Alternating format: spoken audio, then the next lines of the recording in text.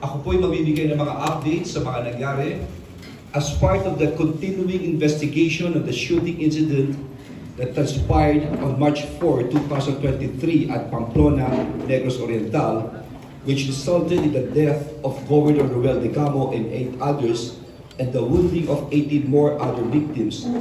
The Special Task Force Degamo would like to announce that 5 more suspects who have a direct participation in this incident are now under the custody of the Armed Forces of the Philippines.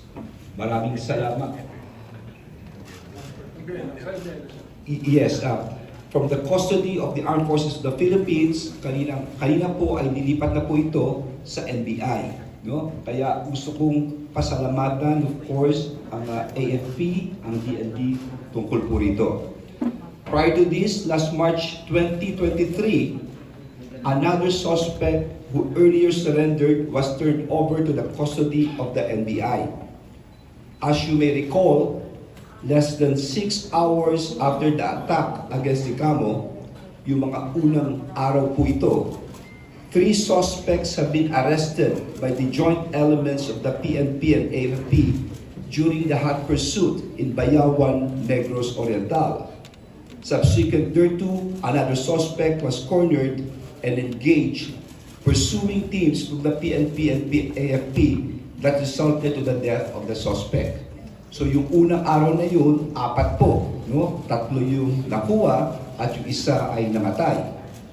Thereafter, another suspect fell in the hands of the authorities during pursuit operation. Tapos isa pa ang nakuha. Hence, as of today, we now have a total of 10 suspects under custody. Inuulit ko, 10 na ho ang under custody ng pamahalaan. These suspects have voluntarily offered relevant testimonies that will help the task force build a strong case against the perpetrators as well as the intermediaries and mastermind. The National Task Force Group investigation and legal under the Task Force Degamo is now in the process of completing the documentation of the initial statements taken by the investigators from the suspects presently under custody. With this development, we are grateful to the military component of the Special Task Force Degamo led by AFP Chief of Staff General Andres Centino for taking the initiative, and of course Sec. Charlie Galvez of the Department of National Defense for taking the initiative to facilitate into taking the custody of the 3 suspects. Actually, 5 na ho ngayon of the 5 suspects. We would also like to commend and recognize the efforts of the Philippine National Police headed by General Rodolfo Azurin Jr., the NBI led by Attorney Medardo de Lemos, and other related government agencies for their invaluable support and assistance to the task force. Indeed, our collaboration in the past few weeks have paved the way to the surrender of the individuals responsible in the murder of Degamo and others. As we speak, joint military tracker teams remain focused in pursuing leads, including information provided by the suspects under custody. Marami hong nakukuwang mga informasyon na binibigay ng mga suspects. Tandaan ninyo, 10 po ito. No? To account and arrest the remaining suspects still at large. Para sa mga natitira pa, mga suspect, muli, no, paulit-ulit namin sinasabi na sumuko na po kayo. No? Marami na pong mga sumuko, mag-isip-isip na rin kayo at sumuko na rin kayo. So, we would like those who have knowledge on the circumstances of the crime and location of the remaining suspects to come out and cooperate with government authorities so that justice can be served to the victims of this gruesome crime. Yun lang po. Maraming salamat. Maybe we heard short statements from the OIC of the, of course, the Secretary of the Department of Justice. Thank you. As stated by Secretary Abalos, we now have in our custody 10 persons, 9 of whom participated directly in the attack against Governor Degamo, and the 8 other victims and the 8 other deaths that happened and the other injuries that were sustained by the people. These 9 people have been talking to the authorities about their roles in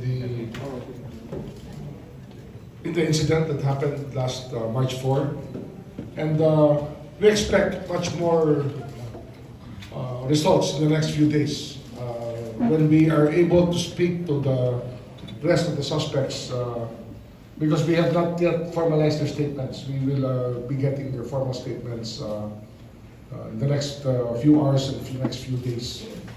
We have to be very systematic about getting the statements, and we have to be very, very thorough about the facts that we can elicit from these people.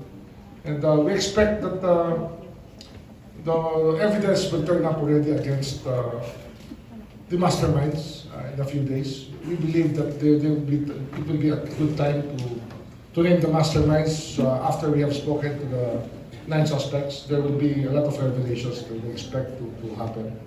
So I'd like to congratulate the members of the Armed Forces of the Philippines for their invaluable support in this operation.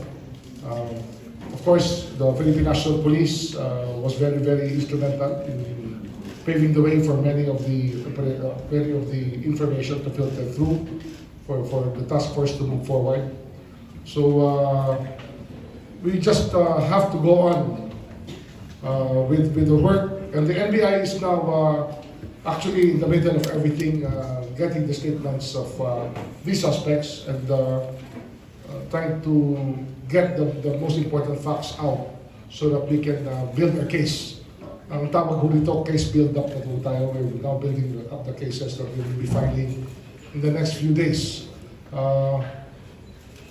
Mapasalamat rin po kami sa NBI. Siyempre dahil wala akong tigil ng support role ng NBI dito na tutulong ng tulong.